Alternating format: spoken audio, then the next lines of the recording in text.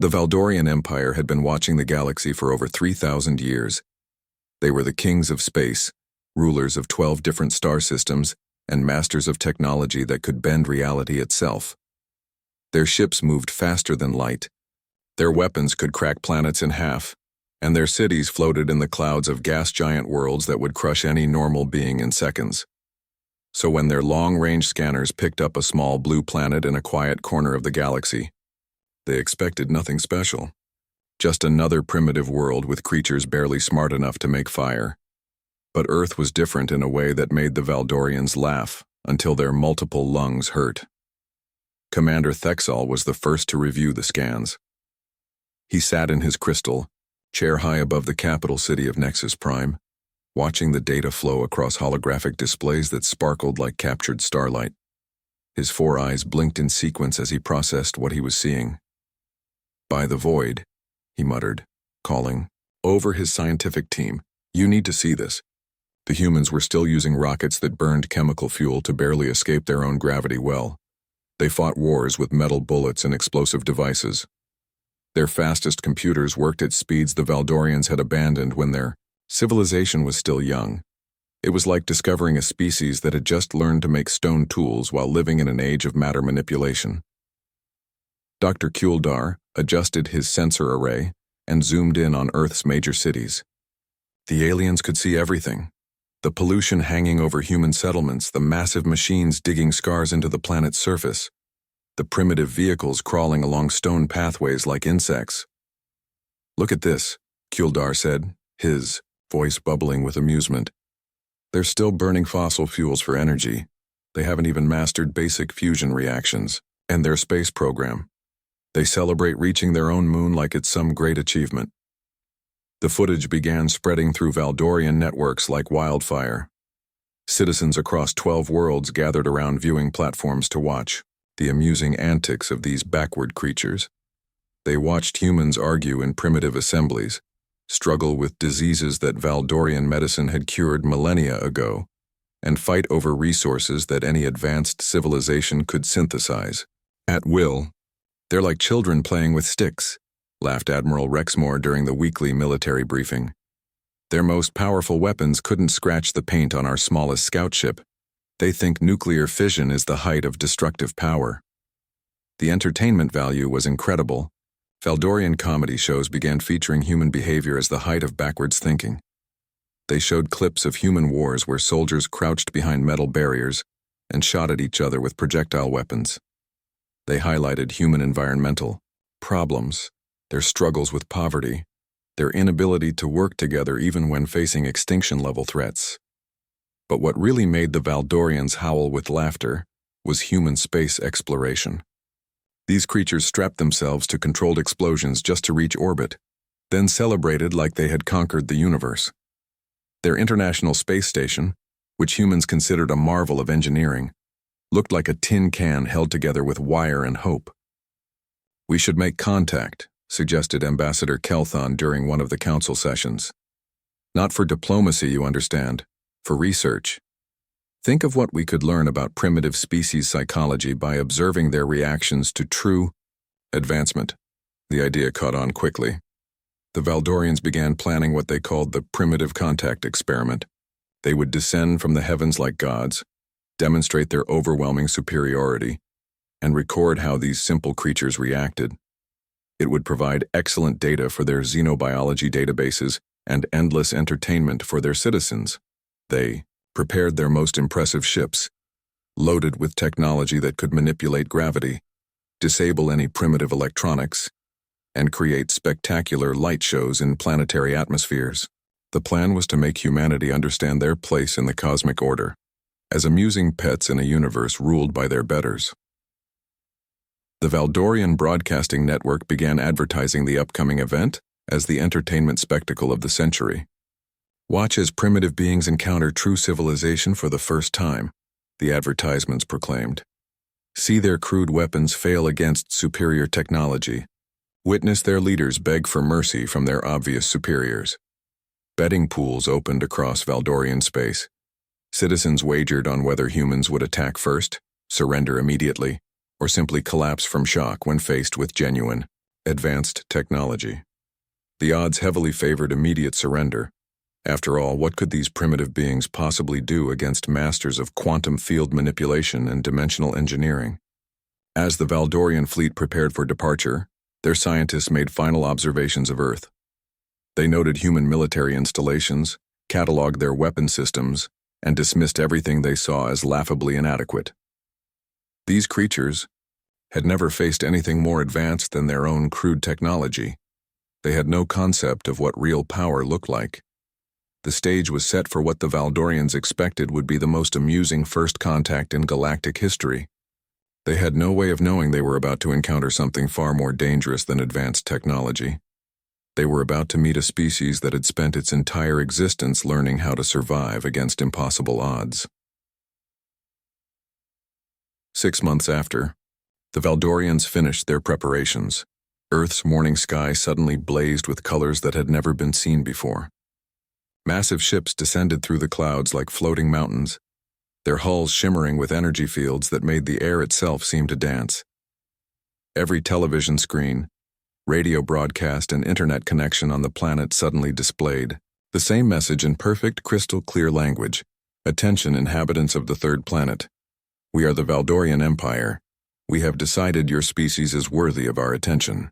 World leaders scrambled to emergency meetings while millions of people stood in streets and parking lots, staring up at ships that dwarfed the largest buildings humans had ever constructed. The vessels didn't make a sound as they moved, defying everything people thought they knew about physics and engineering. Dr. Do-Hyun Kim was in his laboratory at Seoul National University when the ships appeared. As one of Korea's leading theoretical physicists, he had spent years wondering if humanity was alone in the universe.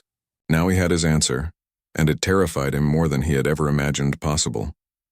The main Valdorian ship landed in Central Park in New York City, crushing trees and benches under its massive weight while somehow leaving the surrounding area completely undamaged.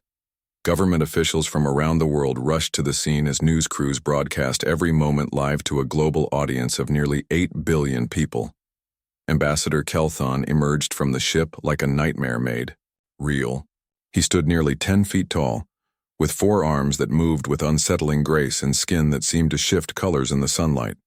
His face was elongated and predatory, with multiple eyes that tracked different movements simultaneously.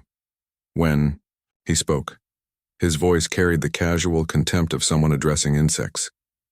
"We greet you, primitive inhabitants of this world," he began, his words automatically translated into every human language and broadcast simultaneously across all media. "Your species has been selected for observation as part of our ongoing study of inferior civilizations." The human delegation, led by diplomats and scientists from major nations, tried to maintain their composure. Dr. Kim found himself standing just 20 feet from this alien being, representing not just Korea, but all of humanity in this historic moment. "We welcome peaceful contact with your civilization," Dr. Kim said, his voice steady despite the fear churning in his stomach. "Perhaps our species can learn from each other and build a relationship based on mutual respect." The sound that came from the assembled Valdorians could only be described as laughter, but it was the kind of laughter that made human skin crawl. It was the sound of predators being amused by the defiance of prey. "Learn from you?" Kelthon repeated, his multiple eyes focusing on Dr. Kim with the kind of attention a scientist might give to an interesting specimen. "Your species has barely achieved chemical propulsion. You still fight wars with metal projectiles and explosive devices.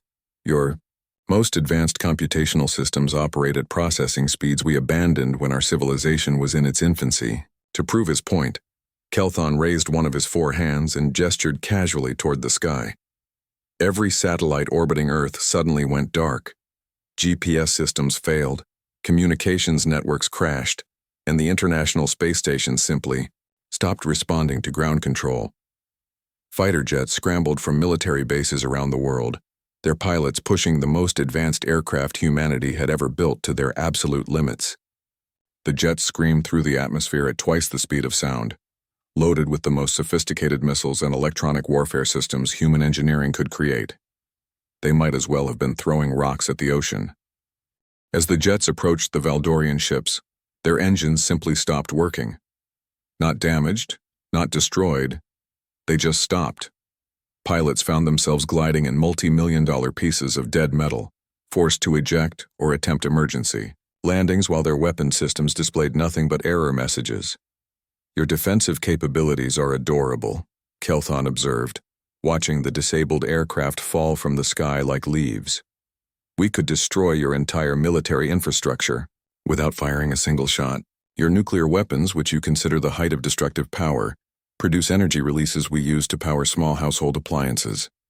The alien ambassador gestured again, and localized gravity fields appeared above major cities worldwide. Cars floated 10 feet off the ground in London, water flowed upward in fountains across Tokyo, and people in Moscow found themselves briefly weightless before being gently returned to the ground. This demonstration uses less energy than it takes to illuminate one of our minor dwellings, Kelthon explained. We could reshape your planet's geography, redirect your weather patterns, or relocate your moon if we found it aesthetically displeasing. The human representatives stood in stunned silence as the reality of their situation became undeniably clear. Humanity wasn't just outmatched. They were so far behind that the contest wasn't even worth having. We offer your species inclusion in our primitive species preservation program, Kelthon announced, his tone suggesting he was granting an enormous favor. We will relocate your populations to suitable reservations on less valuable worlds while we extract the resources from this planet. Few species are deemed interesting enough to preserve rather than simply eliminated. Dr. Kim felt something cold settle in his chest as he realized the aliens weren't conquering Earth. They were planning to turn it into a nature preserve while treating humans like endangered animals in a zoo. The broadcast of this encounter reached every corner of Earth within hours, igniting something deep in the human spirit that the Valdorians had never encountered before. The Valdorian observation posts began appearing across Earth like metal thorns piercing the planet's skin. They rose from major cities, remote mountain ranges, and ocean floors without any human permission or input. The aliens simply chose locations and built their structures overnight, using technology that rearranged matter at the molecular level. But something unexpected was happening in the shadows of human civilization. Instead of surrendering to despair, or accepting their fate as a preserved species, humanity began to change in ways the Valdorians had never seen before. Dr. Minho Park was working late in his laboratory beneath Seoul when the transformation began. As a quantum physicist, he had spent years studying theoretical frameworks that most people couldn't even pronounce. But now, staring at fragments of Valdorian technology that had fallen from their ships during construction, he was seeing possibilities that made his hands shake with excitement. The energy readings don't make sense, he muttered to himself, running the same scans for the 100th time. The alien technology operated on principles that seemed to violate basic physics, but the more he studied the patterns, the more he understood that the Valdorians weren't breaking the laws of nature. They were using laws that humans had never discovered. Across the globe, similar scenes were playing out in hidden laboratories and makeshift research facilities. Dr. Sumin Lee, working from a converted subway tunnel in Seoul, had established encrypted communication networks with scientists on every continent. Former enemies were sharing research data like never before, united by something more powerful than national pride or personal ambition, the survival of their entire species. Their technology relies on quantum field manipulation, Dr. Park explained, during one of their secret video conferences, his face lit by multiple computer screens in his underground bunker. They create stable dimensional pockets that allow them to store enormous amounts of energy in impossibly small spaces. It's elegant, it's efficient, and it has one critical weakness. The weakness was something the Valdorians had never considered, because no species in their 3,000-year history had ever been primitive enough to exploit it. Their quantum fields were incredibly sophisticated but also incredibly delicate. They required constant fine-tuning and perfect conditions to maintain stability. Human technology, on the other hand, was crude, brutal, and designed to work under the worst possible conditions. Human engineers had spent centuries learning how to make things work when everything else was falling apart. They built machines that could function in Arctic cold, desert heat, underwater pressure, and the vacuum of space using nothing but metal, electricity, and stubborn determination. We can't match their elegance, Dr. Lee realized during another late-night research session, but we don't need to. We just need to disrupt it. The breakthrough came when Dr. Park discovered that electromagnetic pulses of specific frequencies could cause cascading failures in Valdorian quantum fields. It wasn't subtle or sophisticated. It was like using a sledgehammer to destroy a watch. But it worked. Meanwhile, in hidden facilities carved deep into mountains and ocean floors, human military leaders were coordinating the largest secret operation in history. General Ji-hoon Choi had gone from fighting border disputes to planning the defense of his entire planet in a matter of months. He worked 18-hour days from a command center built inside a decommissioned mine, coordinating with military leaders who had been his enemies just years before. "We have one advantage they don't know about," he explained to his international council of former rivals. "They think we're stupid. They think we're too primitive to be a real threat. That means they're not watching us as carefully as they should be." Human ingenuity began flowering in ways that would have amazed the aliens if they had been paying attention. Factory workers started manufacturing components for weapons they didn't understand, following blueprints created by scientists they had never met. Farmers donated their lands for hidden launch sites. Computer programmers worked around the clock to create communication systems that could operate without satellites. Dr. Yoonji Nam, leading a team of cyber warfare specialists from a bunker beneath the Korean countryside, made perhaps the most important discovery of all. The Valdorian communication network, while incredibly fast and efficient, had a fatal flaw. It assumed that only other Valdorians would ever access it.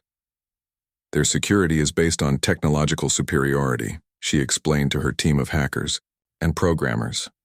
"They never considered that a primitive species might find a way to inject malicious code into their systems.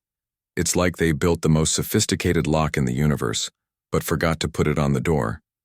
Working in 12-hour shifts, her team began developing what they called quantum viruses, programs designed not just to crash Valdorian systems, but to cause physical damage by disrupting the quantum fields that held their technology together. The most remarkable thing about humanity's response wasn't the technology they developed. It was how quickly they learned to work together. Nations that had been enemies for centuries suddenly shared their most classified research. Scientists who had spent their careers competing for funding and recognition now collaborated without thought of personal gain. Children too young to understand. The science became message runners between hidden facilities.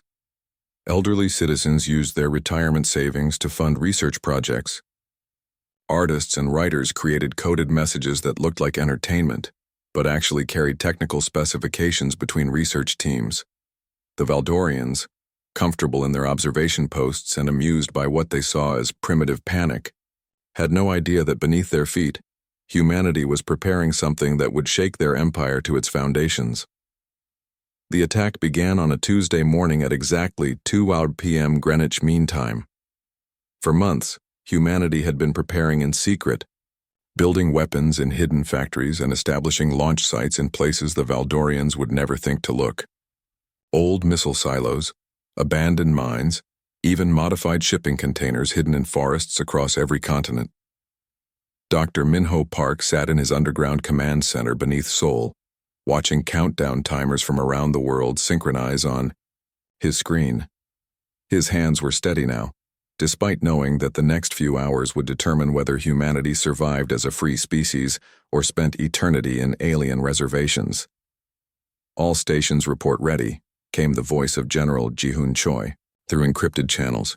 "London is go, Moscow is go, Beijing is go, Washington is go. Every launch site on the planet is armed and ready."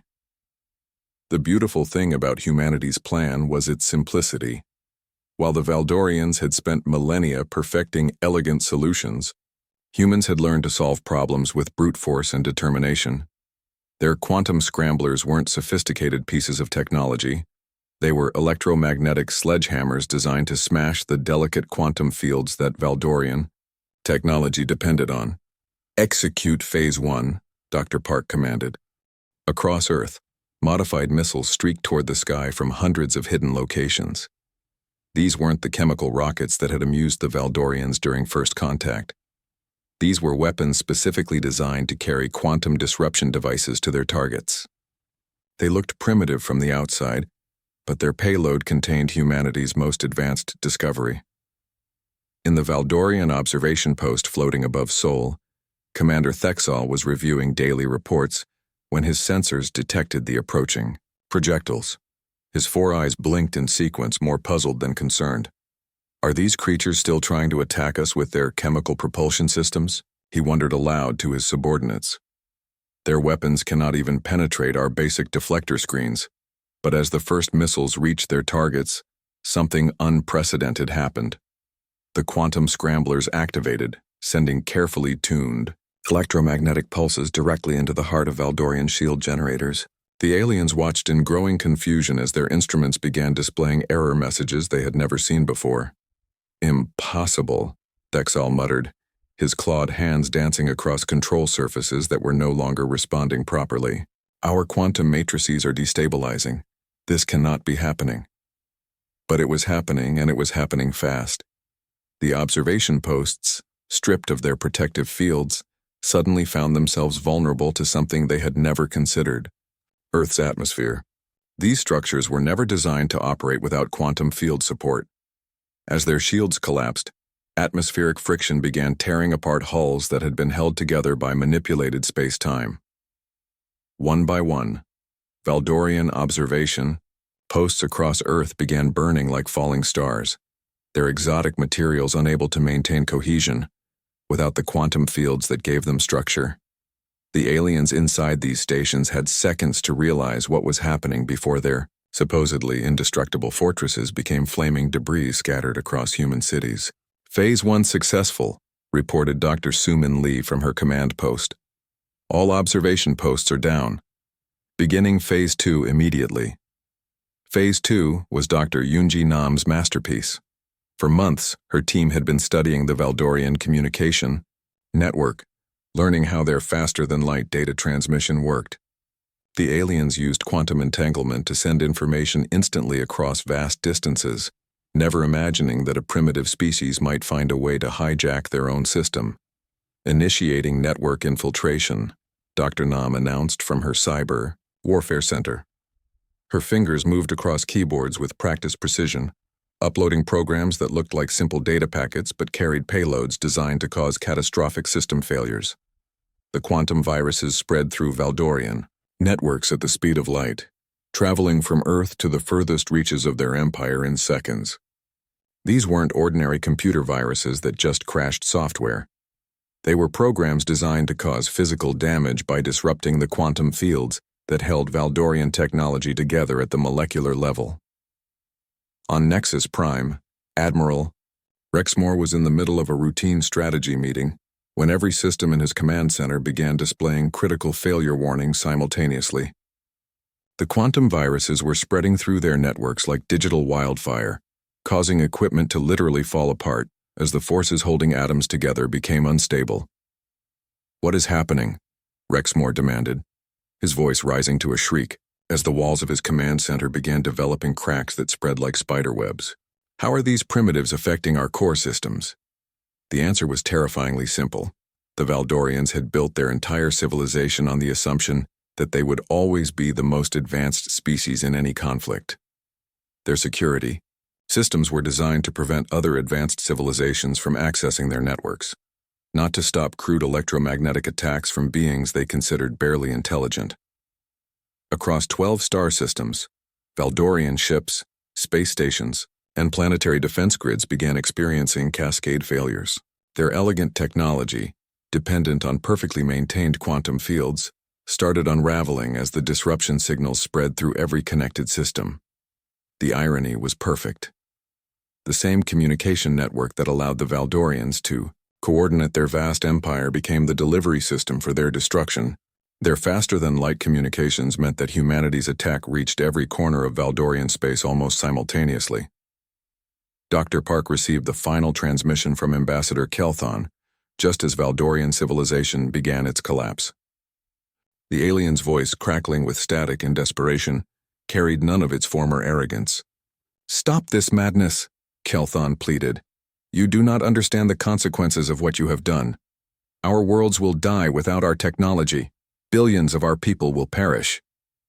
Dr. Park's response was broadcast across the galaxy on the same network the Valdorians had used to mock humanity just months before. "You called us primitive. You planned to cage us like animals. Now you learn what happens when you mistake our restraint for weakness." 1 year after the quantum viruses spread through Valdorian space, Dr. Suman Lee stood on the bridge of humanity's first interstellar vessel, looking down at what had once been the capital world of the greatest empire in the galaxy. Nexus Prime, which had once boasted floating cities and towers that touched the clouds, now looked like a planet-sized graveyard.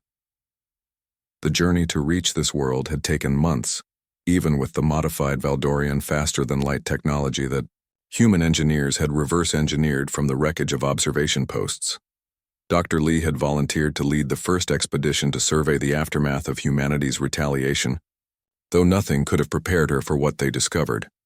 Where gleaming spires had once pierced alien skies, twisted metal frameworks now jutted from the ground like the ribs of some massive dead creature. The quantum fields that had held Valdorian architecture together had collapsed so completely that buildings had literally fallen apart at the molecular level, leaving behind piles of exotic matter that glowed faintly in the alien sunset. "The atmospheric processors failed first," reported Dr. Minho Park, scanning the dead cities with instruments that had been cobbled together from human ingenuity and salvaged alien technology.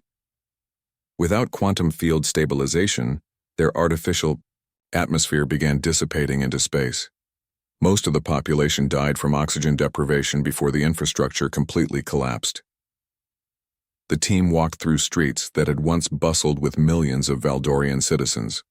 Now those same pathways were littered with the remains of technology that had once seemed magical to human eyes.